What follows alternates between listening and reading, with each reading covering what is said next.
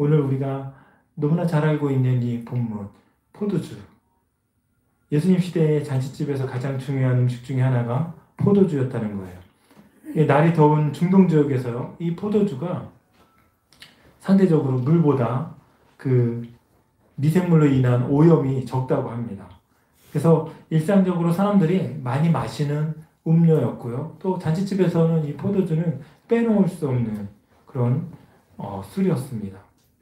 예수님 당시 유대인의 그 결혼식에 포도주가 너무나 중요했는데, 포도주는 이 결혼의 분위기를 더 달궈주고 돋워주고 축하의 의미를 전달해주는 그런 역할을 했다고 합니다. 우리나라도 똑같죠. 예. 결혼식은요, 두 사람뿐만 아니라 양가와 또 두 공동체의 결합, 그 결합을 의미하고요. 더 나아가서는 공동체가 속해 있는 그 사회의 연합을 의미합니다. 그래서 성공적인 잔치를 위해서 이 포도주가 굉장히 중요한 역할을 했는데, 그 포도주는요, 이 포도주가 딱 떨어진다.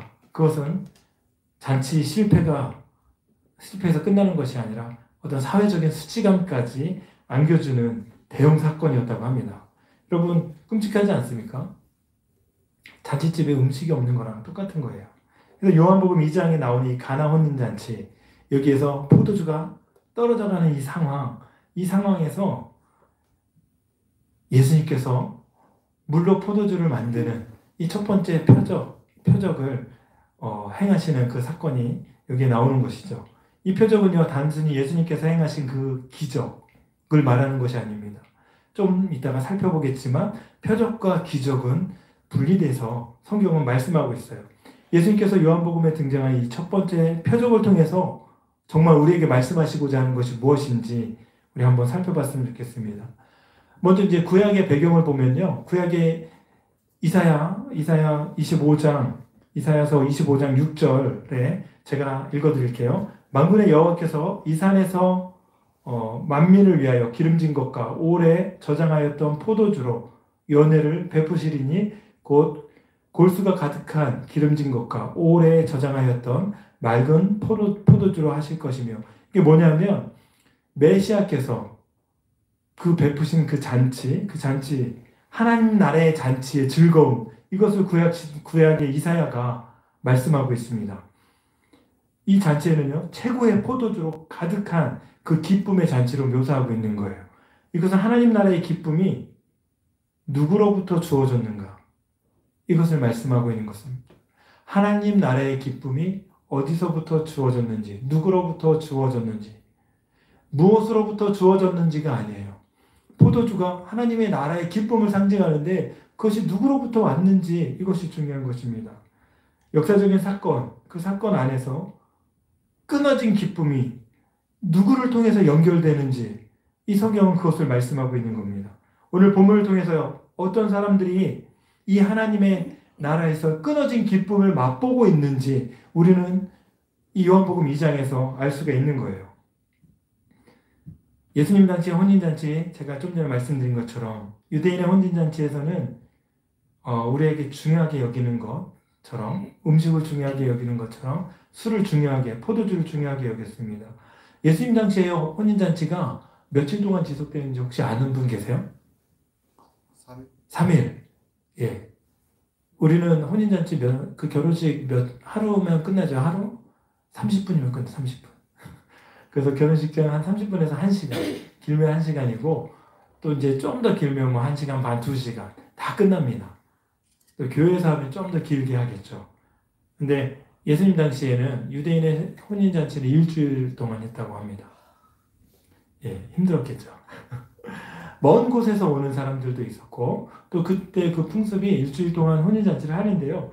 여기서 일주일 동안 혼인잔치를 할 때 빼놓을 수 없는 이 포도주는요, 충분하게 준비가 되어 있어야 돼요. 포도주는 좋은 포도주를 처음부터 끝까지 공급하지 못할지언정 포도주 자체는 끊어지면 안 되는 거예요. 포도주가 끊어졌다는 것은 아까 얘기한 것처럼 엄청난 실수를 넘어서 뭐라 그랬죠? 실수를 넘어서 수치라고 얘기했죠. 그 당시에 그런 수치를 가져올 수 있는 그런 사건이었습니다. 근데 일주일 동안 계속해서 먹어야 되는 그 포도주를 준비하는 거, 이게 뭐 쉽지는 않았겠죠. 손님이 얼마나 올지. 그거를 일일이 체크해서 정말 많은 포도주를 준비해야 했습니다. 그래서 앞에는 좀 좋은 포도주를 내고 사람들이 좀 취할만 하면 조금 맛이 좀 덜한 포도주를 내도 사회적으로 아마 용인됐던 것 같습니다. 그래서 이 혼인잔치에 이 포도주를 통해서 신랑이 신부가 얼마나 예쁜지 그건 제가 볼 때는 그렇게 중요하지 않았던 것 같아요. 이 포도주의 질과 양을 통해서 그 당시에 이 혼인잔치가 얼마나 좋았는지 이걸 판가름할 수 있는, 기쁨이 끊이지 않는 그런 혼인잔치로 나아갈 수 있는 그런 문화였던 것 같습니다. 근데 포도주가 바닥이 났대요.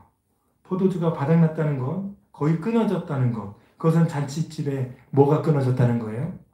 기쁨이 끊어졌다는 거예요. 잔치집에 기쁨이 끊어지면 어떻게 하겠습니까? 더 이상 잔치가 아니겠죠. 우리 이 사건을 통해서요, 예수님께서 함께 하시는 혼인잔치에 이 기쁨의 끝이 없음을 봄을 통해서 알 수가 있는 것입니다. 제가 아주 오래전은 아니죠. 작년에 인간의 끝이 하나님의 시작이라는, 예수님의 시작이라는 그 설교 제목을 여러분 기억하십니까? 이 땅에서는 인간이 만들어 놓은 기쁨, 그 기쁨은 언제가 바닥나고 그 기쁨은 영원할 수가 없는 거예요. 기쁨이 끊어질 때, 그 기쁨이 끊어질 때 우리는 비로소 주님이 우리에게 공급해 주시는 그 기쁨으로 편승할 수 있는 줄로 믿습니다. 끊어지기 전에 편승하는 사람들이 더 지혜로운 사람들이겠죠. 그래서 예수님께서 함께 하시는 이 혼인잔치에 그 기쁨의 끝이 없음을 우리에게 오늘 말씀을 통해서 그 메시지를 우리에게 전해주는 것입니다. 기쁨의 끝이 없습니다. 누구와 함께 할 때? 예수님이 함께 할 때. 근데 기쁨의 끝이 없다는 사실을 누구를 통해서? 하나님의 사람들을 통해서 우리가 발견할 수 있는데요. 오늘 이 본문에 등장하는 사람들을 통해서 그 의미를 좀 더 깊이 좀 함께 살펴봤으면 좋겠습니다. 오늘 본문에 많은 사람들이 등장하죠. 그 많은 사람들 중에 첫 번째 예수님의 어머니 누굽니까? 마리아. 예, 마리아가 엄청 많은데 그 중에 오늘 본문에는 예수님의 어머니 마리아가 나옵니다. 가나 혼인잔치에요. 예수님이 초대받았고 예수님의 어머님이 함께 초대를 받았습니다. 제가 볼 때는 아마 가까운 친족이 아닐까 생각이 듭니다. 가까운 친분이 두터운 사이가 아니었을까 생각이 됩니다. 이 혼인잔치는 그 분위기가 무르익어 갑니다. 사람들은 포도주를 마시면서 잔치를 즐거워하고 있습니다. 그때 포도주가 끊어지는 위기가 발생합니다. 좋은 포도주만 떨어지는 것이 아니라 모든 포도주가 이제 완전히 바닥나는 그 상황에 이른 것이죠. 아무도 해결할 수 없습니다. 한순간에 만들어낼 수 없는 그 포도주를 사람들이 해결할 수 없는 상황이에요. 신랑과 신부는 이 행복한 혼인잔치가 순식간에 하객들의 원성을 살 수 있는 끔찍한 그런 혼인잔치가 되게 일보 직전이었다는 것을 아마 인지하고 있었을 것입니다. 그때 누가 나서냐? 이 예수님의 어머니 마리아가 나서는 거예요. 마리아가 예수님께 나아가서 요청합니다. 3절 보니까 포도주가 떨어진지라 예수의 어머니가 예수에게 이르되 저들에게 포도주가 없다 이렇게 말씀합니다. 그런데 예수님이 뭐라고 응답하냐면 예수께서 이르시되 여자여 나와 무슨 상관이 있나이까? 내 때가 아직 이르지 아니하였나이다. 여러분 엄마한테 여자여 그런다고 엄마한테 반말한다고 막 그렇게 한국적인 문화로 생각할 수 있는데 여자라는 여자여 의미는 그렇게 낮춰서 부르는 의미 아니에요. 예수님께서 십자가에 달려 죽으실 때에도 제자에게 여자여 어머니이다 이런 표현들 쓰잖아요. 그래서 이런 표현들은 예수님께서 이 당시에 그 여성들에게 그냥 자연스럽게 쓰는 표현이었는데 비하해서 여자여 그렇게 말하는 그런 내용들은 아닙니다. 근데 어머니 여자여 당신이 이렇게 말씀하신 게 나와 무슨 상관입니까? 아직 때가 아닙니다. 여러분 이 때는 어떤 때입니까?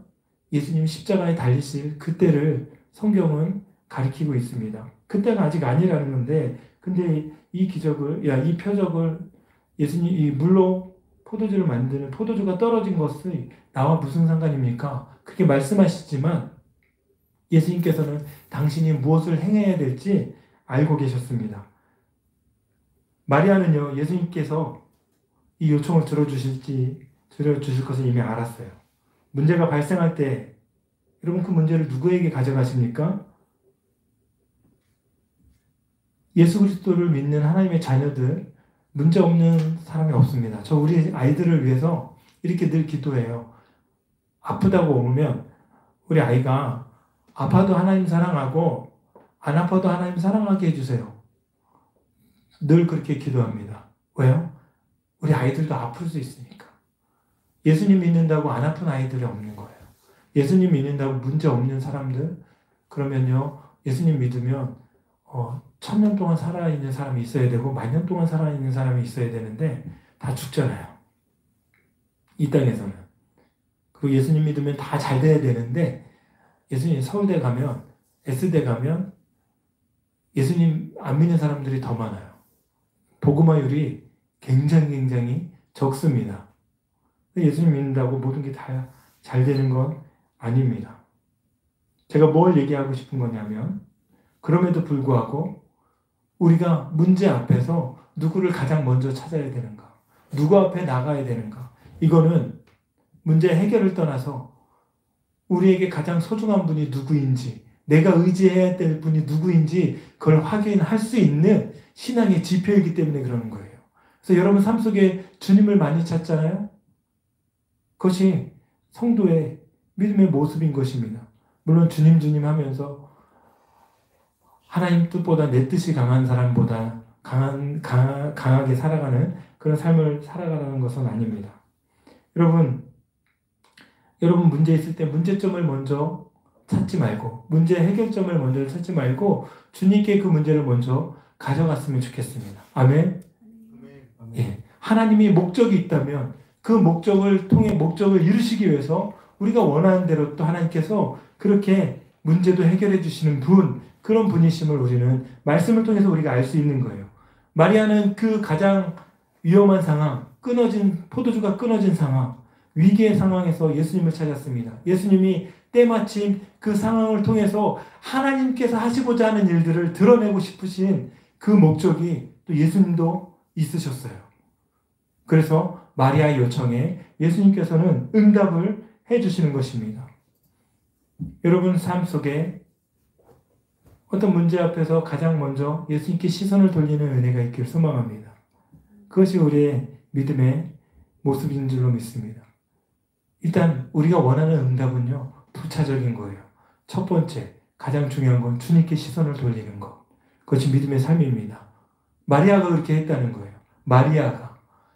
여러분, 제가 운전을 하다 보면요, 가끔 이상한 분이 있습니다.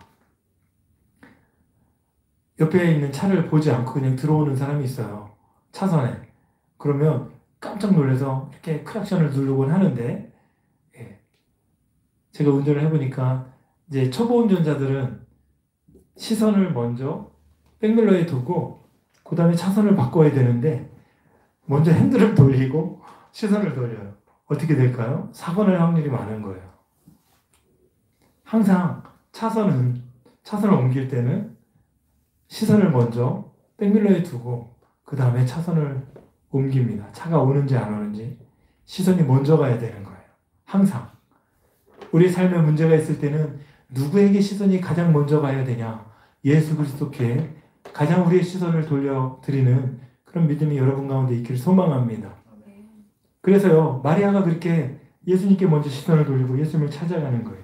그래서 예수님 찾아가서 요청을 합니다. 근데 예수님께서는 나와 무슨 상관이 있나이까 고백하지만 그 사건을 통해서 하나님 나라를 드러내는 너무나 중요한 그 사인으로 사용을 하시는 거예요. 하나님의 놀라운 은혜, 예수님의 놀라운 역사를 만들어내는 겁니다. 수많은 사람 중에 예수님이 뭘로 포도주를 만들어낼 수 있는 그 유일한 분, 하나님의 아들, 그 아들이심을 이 마리아가 믿고 나갈 때 이 예수님은 그 놀라운 이적을 행하신 거예요. 너에게 무슨 말씀을 하시든지 그대로 하라. 누구에게 얘기해요? 종에게 얘기해요. 그 믿음이 마리아에게 있었다는 거죠. 그대로 하라는 말은 예수님만이 문제를 해결하실 수 있는 그 유일한 분이심을 확신할 수 있었다는 것을 우리가 발견할 수 있습니다. 여러분, 주어진 문제 앞에 늘 주님을 찾기 바랍니다. 주님의 뜻이 있다면 그 문제 앞에 당신을 찾는 하나님의 자녀들을 외면하지 않으시는 거예요. 우리가 믿음의 삶으로 그렇게 주님 앞에 나아갔으면 좋겠습니다. 우리 보니까 마리아처럼 이 안에서 하나님의 은혜를 온전히 갈구하면서 주님께 시선을 돌렸던 사람, 그 모든 능력이 하나님께 있고 물로 포도주를 만들 수 있는 영원히 끊어지지 않는 기쁨을 주시는 그 분이 주님이라는 걸 알았던 이 마리아, 그 마리아가 있는 반면에 또 연회장에는 또 다른 사람이 있었습니다. 잔치집에는 다른 사람이 있었습니다. 연회장. 이 연회장, 제가 이게 좀 헷갈리잖아요. 연회장이 사람이에요. 얼핏 보면 뭔가 잔치를 얘기하는 것 같잖아요. 그런데 그 연회장은 잔치를 주관하는, 준비하는, 총감독하는 그런 사람이었습니다. 그래서 연회장이 물로 된 포도주를 맛보고 어디서 났는지 알지 못하되 물 떠온 화인은 알더라, 이렇게 얘기합니다. 그러니까 연회장은요, 자기가 준비해야 될 이 포도주가 떨어졌다는 건 이제 그만큼 준비를 안 했다는 것이죠. 준비를 하지 않고 그 모든 잔치를 자기가 총 관리를 해야 되는데 자기 일에 굉장히 불성실했던 것 같습니다. 아니면 생각했던 것보다 사람들이 너무 많이 왔겠죠. 그래서 연회장은 아마 그 일련의 사건을 통해서 자기가 어마어마한 욕을 얻어먹을 수 있을 것 같은 그런 두려움에도 있었을 것입니다. 그럼에도 불구하고 정말 맛 좋은 포도주를 보고 이 포도주가 어디서 났는지 성경은 알지 못했다, 이렇게 얘기합니다. 더 큰 문제, 그 문제 앞에서 연회장은 어쩔 수 없는 그런 상황이었습니다. 그럼에도 불구하고 이 포도주의 출처를 이 연회장이 알 수 없다는 거예요. 저는요, 연회장의 모습은 오늘 우리의 모습과 너무나 닿아 있다, 그런 묵상을 해봤습니다. 하나님께로부터 오고 예수님께로부터 온 그것들을 우리가 누리고는 있지만 그것이 정말 예수님께로부터 왔는지 이걸 우리는 너무 많이 잊어버리고 산다는 거예요. 우리에게 주어진, 눈앞에 보여진 너무나 좋은 것들, 이것들이 하나님을 가리고, 이것들이 예수님을 가리고, 그거로만 만족하고 그거로만 기뻐하는 우리의 삶을 우리가 묵상할 수 있다는 것이죠. 연회장의 모습이 그랬다는 거예요. 좋은 포도주를 맛보고 그 포도주가 어디서 왔는지 전혀 알지 못합니다. 은혜를 경험했지만 은혜를 주신 그 분을 우리가 모릅니다. 여러분, 우리의 삶이 하나님 은혜가 아닌 것이 하나도 없는데, 하나도 없죠. 그러면 그 은혜가 어디로부터 왔는지 여러분 늘 묵상하십니까? 여러분에게 주어진 모든 것, 내가 숨을 쉴 수 있는 건강, 걸어 다닐 수 있는 건강, 내가 뭔가 먹을 수 있는 튼튼한 치아, 물질, 집, 직장, 사업장, 누구로부터 왔습니까? 그것이 하나님께로부터 우리에게 주어진 것임을 우리가 잊지 않았으면 좋겠습니다. 어떤 선교사님이 그런 얘기를 하더라고요. 고난에는 강하지만 우리 성도는 풍요에 넘어진다고요. 하나님이 주신 것들, 그것이 우리 앞에 너무나 풍성하게 쌓여서 가려져서 하나님이 볼 수 없는 그런 상황 속에 우리가 살아가고 있습니다. 그럼에도 불구하고 말씀 듣는 교회 우리 귀한 성도님들은 그 풍요로움 너머에 계신 우리를 공급해 주시고 은혜를 부어주신 그 은혜의 출처 대신 예수님, 그 예수님을 잊지 않는 은혜가 있길 소망합니다. 예수님을 모르면요, 예수님으로부터 나오는 그 모든 것들을 아무리 많이 누린다고 해도 아무 소용이 없는 거예요. 그에게 구원이 없는 거예요. 하나님을 믿는 사람들 때문에 뭔가 조금 예수 믿는 건 저런 거구나 경험을 하겠지만 그런 사람들이 예수님을 직접 믿지 못하면 구원을 얻을 수 없는 거예요. 여러분, 우리는요 연회장처럼 은혜를 맛보지만 은혜의 출처가 어디서 나왔는지 모르는 그런 불쌍한 사람이 안 됐으면 좋겠습니다. 하나님이 우리에게 공급해 주시는 그런 은혜들, 때로는 역경과 고난을 통해서 우리에게 또 말씀해 주시고자 하는 그런 것들을 통해서도 하나님이 우리에게 주신 것이기 때문에 하나님 나를 선하게 인도하시겠지, 이런 믿음으로 살아가는 그냥 우리 말씀 심는 교회 성도님들 되시기를 축복합니다. 아멘. 예, 저는요 좀 답답한 것이 있습니다. 그러니까 대한민국에 많은 성도들이 있고 크리스찬 가정들이 있고 자녀들이 있습니다. 지금은 이제 교회에서도 자녀들을 잘 안 낳아요. 우리 말씀 심는 교회 청년들은 자녀들을 좀 많이 낳았으면 좋겠습니다. 예, 요즘에 이런 얘기하면 좀 꼰대 취급을 받는데 어쩔 수 없습니다. 생육하고 번성해서 땅에 충만하라는 하나님의 그 복을 우리는 누렸으면 좋겠습니다. 그런데요, 이 자녀들을 낳았으면 이 자녀들을 어떻게 양육을 해야 됩니까? 하나님의 말씀, 예수 그리스도의 복음, 그것을 먹이면서 이 자녀들을 양육해야 되는 거예요. 이 아이들이요 정말 믿음 안에서 자라날 수 있도록 세상의 방법과 구분돼서 구별지어서 자녀들을 양육해야 되는 거예요. 왜요?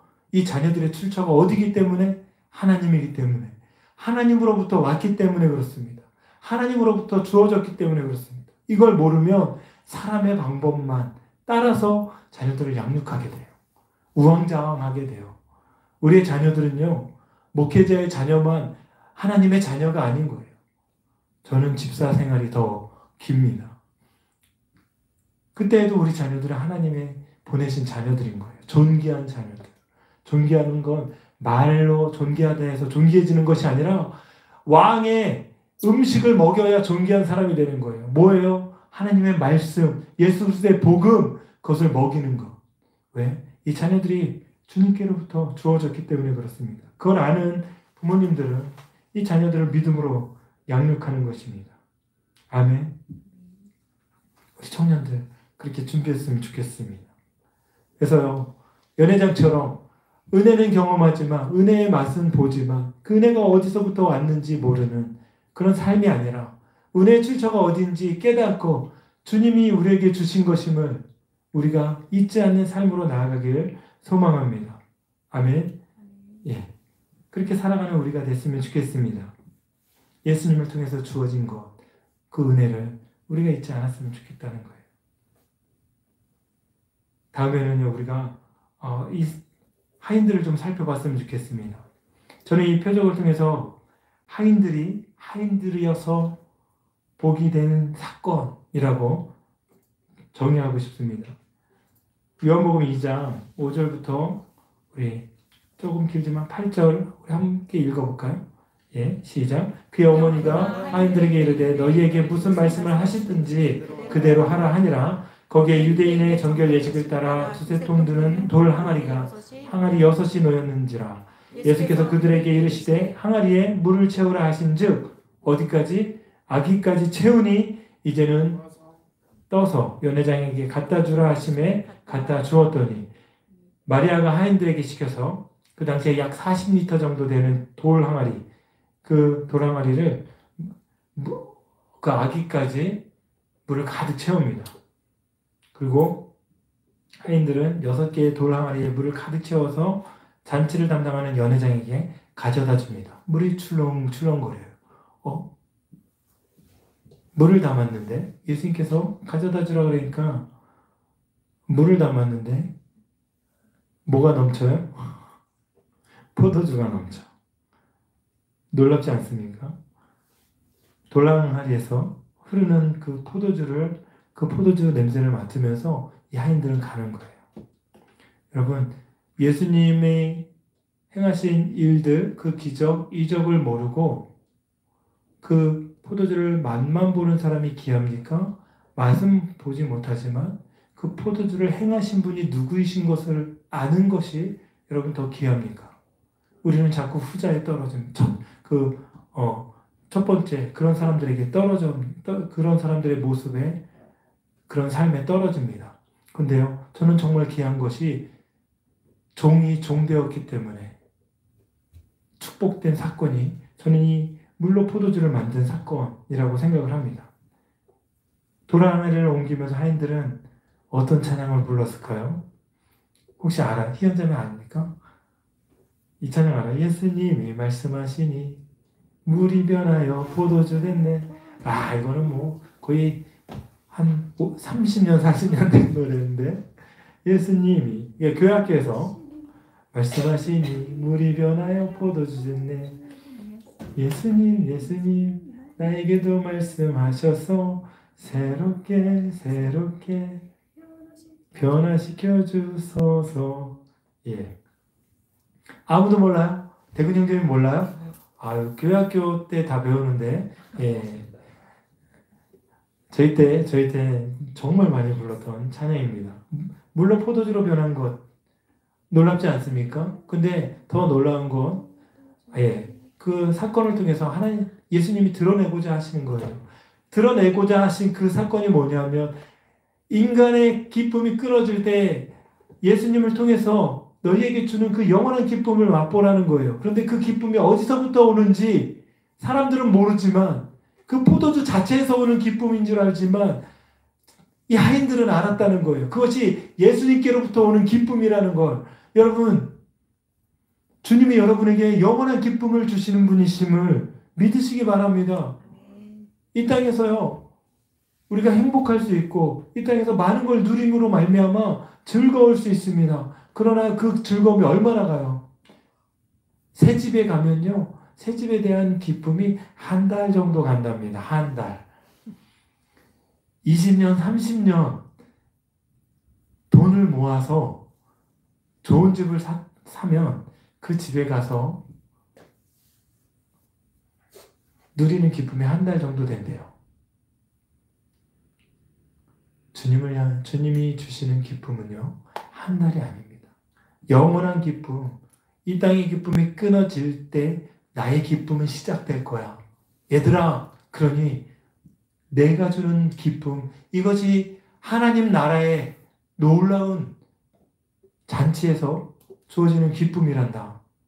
이거를 예수님께서 말씀해 주고 싶으신 거예요. 그것을 누가 알았다?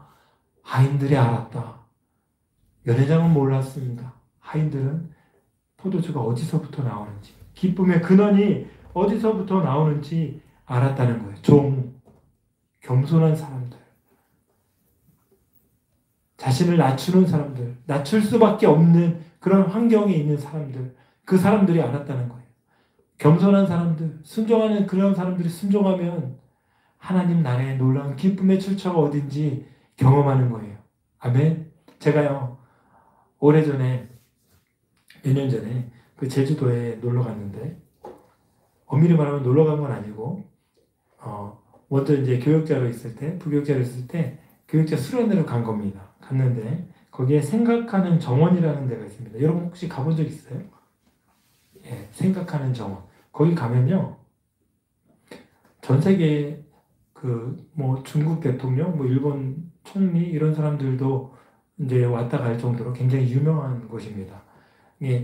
기독교인인 것 같아요. 그 정원을 만든 분이, 한 사람이 거기를 만들었는데 거기에 170년 된 육성이 있습니다. 어떤 거냐면, 육성이 뭐냐면, 남산 위에 저소나무 철갑을 두른 듯. 이 노래에 저소나무, 이게 육성이에요. 육성에 뭐가 들은 듯? 철갑을 들은 듯. 근데 이 육성을요, 분재를 해놨는데, 이 분재가 무려 170년 된 분재입니다. 근데 이제 거기서 나무를 설명해 주는 분이 그 분재 앞에서 사람들 앞에 다 이렇게 설명을 해주는 거예요. 근데 그 나무에 대해서 설명을 해주는데, 나무가 작잖아요, 분재가. 그래서 딱 보니까 이제 뭐 되게 멋있긴 해요. 멋있긴 한데 갑자기 이 나무를 설명하다 말고 무릎을 꿇어보세요 그러는 거예요. 근데 그 바닥에 누가 그냥 쉽게 무릎을 꿇을까요? 무릎 안 꿇어요. 그러니까 몇몇 사람은 무릎을 꿇어요. 근데 저는 무릎을 꿇었을까요? 안 꿇었을까요? 아, 본인은 안 꿇었어요? 저는 무릎을 꿇었습니다. 꿇었으니까 얘기하지. 꿇었습니다. 딱 무릎을 꿇는데 놀라운 게 보이는 거예요. 저 소나무 철갑을 들은 듯 그 애국가잖아요. 근데 정말 이 육송에 그 껍데기 있잖아요. 이 껍데기가 너무 멋있어요. 정말 철갑처럼 딱딱딱 붙어 있는데 그게 위에서 보면 안 보여. 무릎 꿇고 딱 보니까 그 멋있는 철갑 들은 듯한 그 육송이 탁 밑에서 위로 한눈에 탁 들어오는 거예요. 한번 제주도 가면 꼭 무릎을 꿇고 철갑 경배하라는 얘기 아니라 한번 봐보세요. 있잖아요. 낮출 때 보이는 게 있어요. 겸손할 때 보이는 게 있어요. 순종할 때 보이는 게 있어요. 하나님의 역사는요. 우리 주님은요. 가장 낮은 곳에 오시기 때문에 가장 낮은 사람들에게 자신의 놀라운 이적과 표적을 보여주시는 그 하나님, 그 예수님. 우리가 겸손할 때 주님이 보이게 될 줄로 믿습니다. 이미 찾아오신 그분을 찾아오셨다고 못 봐요. 순종하는 사람들이 그 역사를 보는 것이고 자신을 낮추는 사람들이 그 역사를 보는 것이고 심령이 가난한 사람들이 그 역사를 보는 거예요. 그래서 종이 종되었기 때문에 복된 사건, 그 사건이 이 사건인 것입니다. 하인들처럼 주님 앞에 겸손한 모든 사람들 앞에 순종하는 믿음의 삶이 우리 가운데 살아났으면 좋겠습니다. 그럴 때 하나님의 놀라운 은혜의 출처, 그 출처를 보는 거예요. 연회장은 모르지만 하인들은 알더라. 연회장은 모르지만 형동이는 알더라. 이런 은혜가 우리 말씀 심령교회 여러분에게 있기를 축복합니다. 정결 예식에서 사용하는 그 물, 돌 항아리를 들고 갔다고 얘기하잖아요. 이건 정결 예식에서 사용하는 물입니다. 그 물로 사람을 깨끗하게 하는 사람들은요, 중동 사람들은 먼지가 풀풀 나는 그 지역을 늘 다녀야 되기 때문에 샌들 신고 다녀야 되기 때문에 항상 온몸에 먼지가 많잖아요. 그래서 정결 예식을 따라 늘 손을 닦고 발을 닦고 그렇게 몸을 씻는 그 돌 항아리의 그 물이 그 사람의 모든 죄악을 씻어주는 물이 아니에요. 단순간 자신의 몸을 씻을 수 있지만 그래서 예수님이 정결 예식을 통해서 그 돌 항아리에 들어가 있는 그 물을 통해서 또 우리에게 뭘 말씀하시냐? 영원한 죄악을 씻을 수 있는 분은 당신밖에 없음을 다시 한번 드러내 주시는 거예요. 그런데 제가 초반에 첫 번째 표적이라고 얘기했잖아요. 기적과 표적은 달라요. 기적은 미라클, 영어로 하면 표적은 사인, 미라클은 그 자체로 초자연적인 능력과 뭔가를 드러내는데 이 사인은요. 그 표적을 통해서 뭔가 드러내고자 하는 그 의미가 있는 거예요. 근데 요한복음에 나오는 7가지 표적이 있는데요. 7가지 표적은 다 이 사인으로 돼 있어요. 그래서 이 첫 번째 이 첫 번째 표적이 굉장히 중요한 거예요. 왜냐하면 이 첫 번째 표적은 7번째 표적인 십자가의 표적으로 가는 관문이기 때문에 그렇습니다. 그래서 내 때가 아직 이르지 않았다 얘기하신 거는요. 이미 그때를 위해서 지금 시작의 문이 열렸다. 그렇게 우리가 표현할 수 있는 것이죠. 그래서 오늘 말씀해 보면 몰로 포도주로 변한 이 사건, 그 돌 항아리, 옛 방식이 너희를 씻어주는 것이 아니라 새로운 이 십자가의 능력, 보혈의 능력이 너희를 영원히 씻어줄 하나님의 능력이란다. 이런 또 의미가 이 안에 들어 있습니다. 그래서 우리는요, 이 가나 혼인잔치를 통해서 인간에게 끊어진 그 기쁨의 시작에서 하나님의 기쁨이 인간이 만들어 놓은 그 기쁨의 끝에서 하나님 기쁨이 시작된다는 그 놀라운 은혜가 하나 있고요. 또 하나는 이 천국잔치에서 인간을 모든 걸 다 깨끗하게 할 수 없는 정결하게 할 수 없는 그 인간의 모습들, 인간의 그 문화, 인간의 전통, 그것을 깨트리고 예수님만이 우리를 정결케 하실 수 있는 그 능력이 있음을 오늘 말씀은 말씀하고 있습니다. 근데 이 목적이, 이 표적의 목적이 너무나 선명한 거예요. 그래서 마지막으로 이 제자들에게 이렇게 얘기합니다. 제자들을 향해서 성경은 말씀합니다. 우리 11절 함께 읽겠습니다. 예수께서 이 표적을 갈릴리 가나에서 행하여 그의 영광을 나타내심에 제자들이 그를 믿으니라. 결국은 이거예요. 제자들을 믿게 하려고. 결국은 우리를 믿게 하려고. 이 표적을 계속해서 보여주시는 거예요. 이 표적 다음에 또 실로암 목가에서 또 여러 가지 다른 표적을 통해서 예수님께서 계속 말씀하시는 것이 있는 거예요. 우리를 믿게 하려고. 여러분, 성경을 정확하게 보십시오. 제자들이 누구를 믿어요? 그를 믿으리라. 제자들이 믿은 것은요, 표적이 아니라 그를 믿으니라. 포도주가 아니라 그를 믿으니라. 결국은 예수님이 답입니다. 이 잔치에서 잔치의 주인은요, 잔치의 주인은 예수님이십니다. 아멘. 예수님이 만들어낸 포도주, 우선 그 포도주가 보혈을 상징한다고 합니다. 그래서 7번째 예수님의 보혈, 흘리시는 그 보혈, 그 십자가의 보혈을 통해서 인류를 깨끗게 하신다는 것을 또 상징한다고 하는데요. 더 중요한 거는 주님을 믿는 것. 그가 만들어낸 것을 믿는 것이 아니라 예수님을 믿을 때 끊어진 기쁨이 회복되고, 예수님을 믿을 때 인간이 만들어낸 깨끗함을 넘어 우리의 영혼을 깨끗하게 하시고 우리의 모든 죄를 깨끗하게 하시는 예수 그리스도, 그분을 경험할 수 있는 줄로 믿습니다. 우리 말씀 심령교회가 그래서 그분을 통해서 주일마다 잔칫날이 되고, 여러분 삶이 잔칫날이 되고, 또한 영원한 하나님 나라의 잔치와 연결되는 삶을 살아가는, 믿음의 삶을 살아가는 우리 귀한 말씀 심령교회 모든 성도님들 됐으면 좋겠습니다.